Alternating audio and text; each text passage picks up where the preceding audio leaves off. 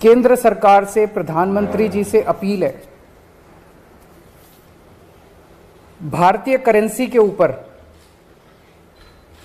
एक तरफ गांधी जी की तस्वीर है, वो वैसे ही रहनी चाहिए, लेकिन दूसरी तरफ श्री गणेश जी की और श्री लक्ष्मी जी की तस्वीर भारतीय करेंसी के ऊपर लगाई जाए। अगर भारतीय करेंसी के ऊपर एक तरफ गांधी जी की तस्वीर है वो एज इट इज रहे, दूसरी तरफ अगर लक्ष्मी जी की और गणेश जी की तस्वीर होगी तो इससे पूरे देश को उनका आशीर्वाद मिलेगा।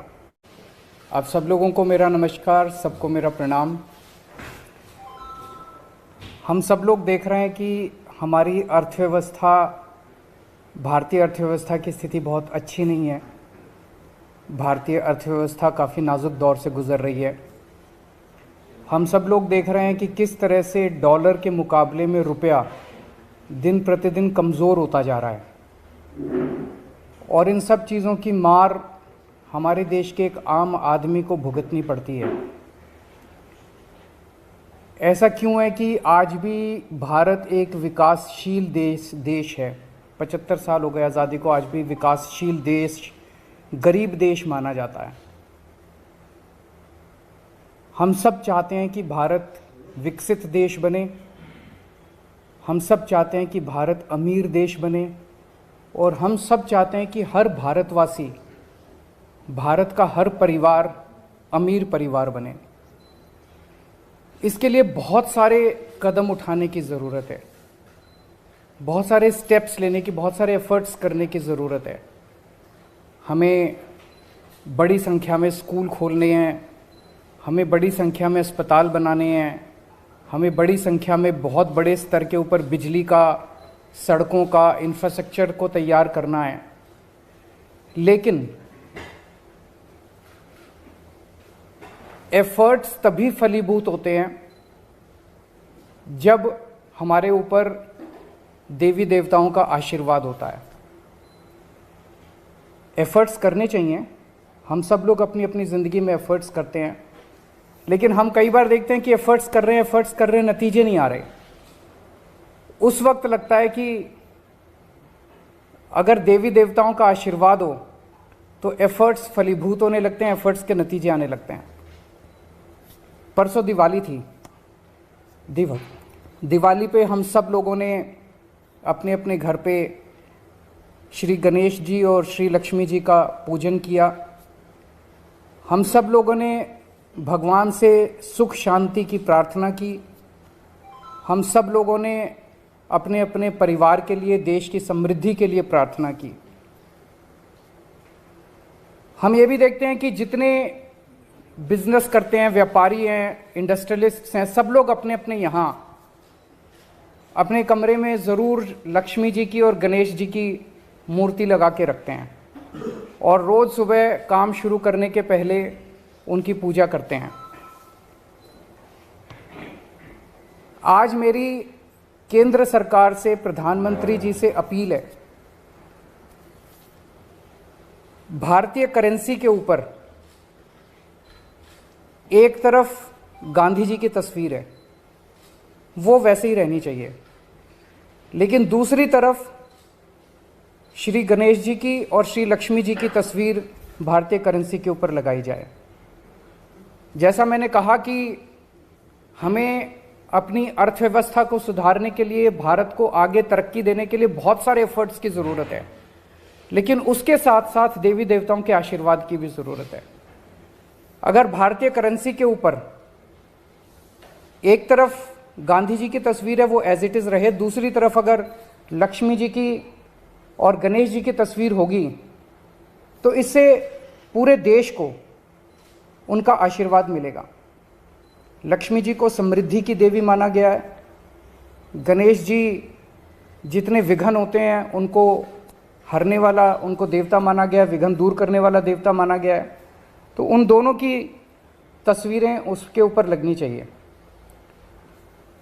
हम ये नहीं कह रहे कि सारे नोट बदले जाएं, लेकिन जितने फ्रेश नोट्स छपते हैं, अभी जो नोट्स हैं वो एज इट इज़ रहें, लेकिन जो हर महीने फ्रेश नोट छपते हैं वो फ्रेश नोट्स के ऊपर ये शुरुआत की जा सकती है और धीरे धीरे करते करते सर्कुलेशन में काफ़ी मात्रा में ये वाले नए नोट आ जाएंगे।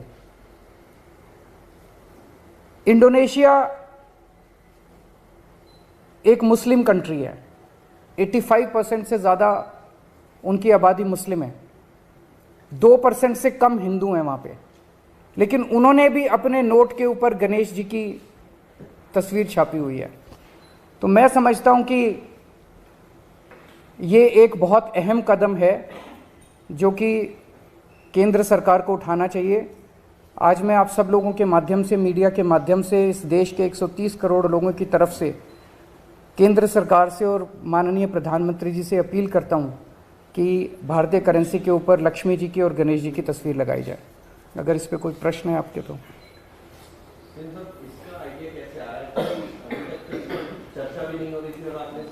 अभी परसों दिवाली का जब पूजन कर रहे थे तो उस वक्त मन के अंदर एक भाव आया, उस वक्त मन के अंदर एक ये बहुत स्ट्रांग भाव आया कि अगर भारतीय करेंसी के ऊपर अगर ऐसा हो, हम सब लोग पूजन करते हैं, सब लोग भाव से पूजन करते हैं, तो अगर भारतीय करेंसी के ऊपर भी ये हो, मैं ये नहीं कह रहा ये करने से मात्र से केवल अर्थव्यवस्था सुधरेगी, बहुत सारे एफर्ट्स करने की ज़रूरत है, लेकिन वो एफर्ट्स तब फलीभूत होते हैं जब देवी देवताओं का आशीर्वाद होता है।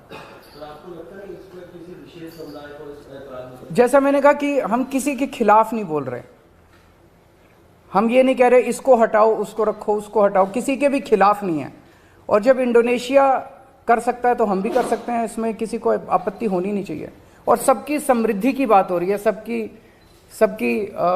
संपन्नता की बात हो रही है, पूरे देश की संपन्नता की बात। अगर कोई दूसरे विशेष समुदाय का व्यक्ति अगर इस बात को उठाता है, जैसा मैंने कहा कि अगर इंडोनेशिया कर सकता है, इंडोनेशिया ने भी श्री गणेश जी को चुना, तो हम भी कर सकते हैं, हमारे देश में भी हो सकता है। और लक्ष्मी जी के साथ, लक्ष्मी जी एक ऐसी देवी हैं जिनको समृद्धि और संपन्नता की देवी माना गया है।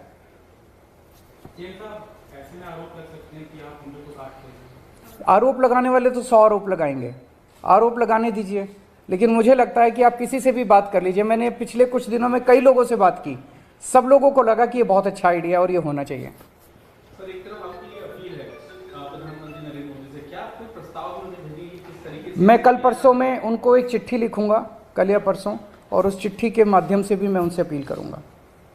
सर, दिल्ली में नगर निगम के चुनाव भी अब कभी भी घोषित हो सकते हैं, इसको लेकर पार्टी क्या तैयारी है? हम पूरी तरह से तैयार हैं और इन लोगों ने जितने भी एफर्ट्स किए चुनाव टालने के, गलत तरीके से इन्होंने डिलिमिटेशन किया, बता रहे हैं इस तरह से कर दिया कि बीजेपी का एरिया एक साथ कर दिया, दूसरे वोट एक साथ कर दिए, जो मर्जी कर लेंगे, लेकिन दिल्ली की जनता इनको नकारने वाली है। गुजरात में इलेक्शन अनाउंस होने वाले हैं, माना जा रहा है कि साथ ही में होंगे, ऐसे लग रहा है कि अटेंशन डाइवर्ट ना हो जाए आम आदमी पार्टी पे, रिस्क लग रहा है। ये लोग बहुत सारी कोशिशें करेंगे, जो भी असुरी शक्तियां होती हैं वो सच को दबाने के लिए, ईमानदारी को दबाने के लिए पूरी कोशिश करती हैं।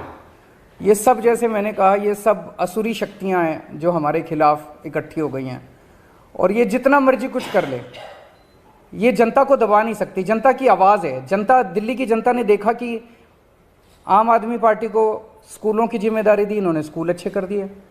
आम आदमी पार्टी को अस्पतालों की जिम्मेदारी दी, इन्होंने अस्पताल अच्छे कर दिए। तो अब दिल्ली की जनता कह रही है एक बार इनको सफाई की भी जिम्मेदारी देंगे हम। तो जनता मन बना चुकी है, ये जो मर्जी कर ले, जनता की इच्छा को नहीं दबा सकते, सच को नहीं दबा सकते, ईमानदारी को नहीं दबा सकते।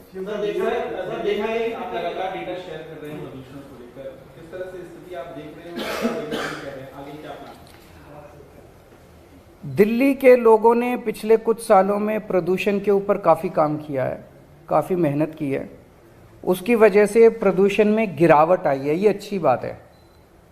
प्रदूषण बढ़ा नहीं है। अक्सर देखा गया कि जैसे जैसे विकास होता है वैसे वैसे प्रदूषण बढ़ता जाता है, ज़्यादा व्हीकल्स आते हैं सड़क पे और प्रदूषण बढ़ता है, लेकिन दिल्ली में प्रदूषण बढ़ने की बजाय कम होने लगा है। ये दिखाता है कि हमारे एफर्ट्स सही दिशा में हैं, उन एफर्ट्स में और तेज़ी करने की ज़रूरत है। जो नतीजे आए हैं वो काफ़ी उत्साहवर्धक हैं, लेकिन हम उनसे सेटिस्फाइड नहीं हैं। अभी हमें और भी बहुत आगे जाने की ज़रूरत है, और हम दिल्ली को दुनिया का सबसे क्लीन एयर वाला शहर बनाएंगे।